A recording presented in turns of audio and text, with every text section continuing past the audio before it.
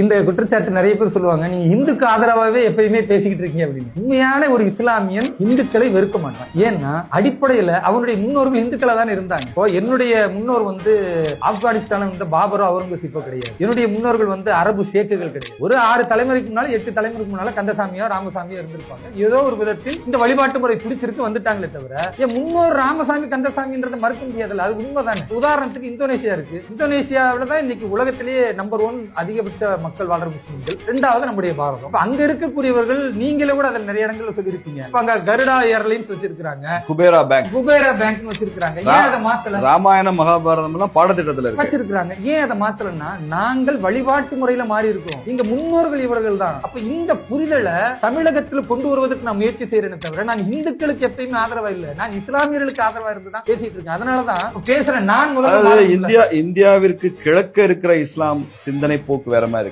Islam of the East, Islam of the West வேற மாதிரி இருக்கு. அடிப்படையில தான் அந்த அரபு இஸ்லாமோட தாக்கம் இருக்கு. இந்தோனேஷியால அரபிக் இஸ்லாமோட தாக்கம் ரொம்ப குறைவா இருக்கு. நீங்க பாத்தீங்கன்னா அரபு பிரதேசத்துல அரபியில் பெயர் வைப்பது பிரச்சனை கிடையாது, ஏன்னா அவனுடைய தாய்மொழியில வைக்கணும். ஆனால் ஆப்கானியர்கள் இருக்கிறாங்கல்ல, அவங்க ஆப்கானிய மொழியில தான் பேர் வைக்கிறாங்க. அரபுகள்ல பெரும்பாலும் பேர் வைப்பதில்லை. ஆனா இந்தியால இந்தோனேஷியாவை எடுத்துக்கங்க, அவங்க இந்தோனேஷிய மொழியில தான் சுக்கர்னோ இப்படிதான் பேர் வைக்கிறாங்களே தவிர. சுக்கர்னோவோட மனைவி பேர் தெரியுமா உங்களுக்கு? முஸ்லீம் அந்த அம்மா பேர் தெரியுமா உங்களுக்கு? ரத்னா தேவி.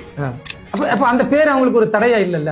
ஏன்னா பேர் என்பது அந்த மொழிக்கு அந்த கலாச்சாரத்தில் உட்பட்டதே தவிர வழிபாடு வேற கலாச்சாரம் வேற என்ற புரிதலை இங்க கொண்டு வரவே இல்லை. உதாரணத்துக்கு என்னுடைய பேர் இப்ராஹிம். இப்ப எங்க தாயார் வைக்கும் பொழுது அவங்களுக்கு அந்த புரிதல் இருக்காது. எனக்குமே அந்த புரிதல் இல்லாதப்பதான் நான் என்னுடைய மகனுக்கு முகமது அலின்னு பேர் வச்சேன். இப்ப எனக்கு புரிதல் வந்துருச்சு. என்னுடைய மகனுக்கு ஒரு மகன் பிறக்கிறார். இப்ப நானும் என்னுடைய மகனும் பேசணும். இப்ப நம்ம வழிபாட்டு முறை இஸ்லாமா இருக்குது, ஆனா நம்முடைய வாழ்வியல், நம்முடைய கலாச்சாரம், நம்ம இந்த மண்ணில பிறந்தோம், ஏன் நம்ம நல்ல தமிழ் பெயர் வைக்க கூடாது?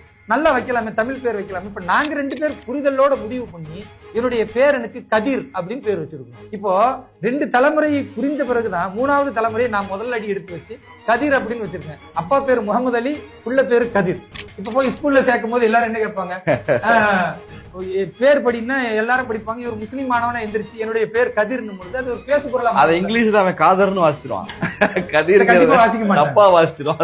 இதை இஸ்லாம் ஏற்கிறதா அப்படிங்கிற ஒரு கேள்வி இருக்கு. நீங்க இஸ்லாமுக்கு எதிராக செயல்படுறீங்க இது மூலமாக என்ற விமர்சனம் தான் உங்க மேல வைக்கப்படுது. இந்த ஏக இறைவன் மட்டும் தான் நாங்க ஏற்கணும், மத்த இறைவன் பாருங்க. நபிகள் நாயகம் ரொம்ப தெளிவா சொல்றாங்க, லா ஃபதுலில் அரபியின் வலா அஜமியின். அவங்களுடைய கடைசி உரை, அரபி மொழி பேசக்கூடியவன் அரபி மொழி பேசாதவனை விட சிறந்தவன் கிடையாது.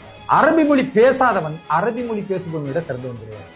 மொழி என்பது ஒரு புரிந்து கொள்ளக்கூடிய சாதனமே தவிர மொழி என்பது ஒரு மிக முக்கிய இடத்திற்கு இஸ்லாம் தரவே கிடையாது.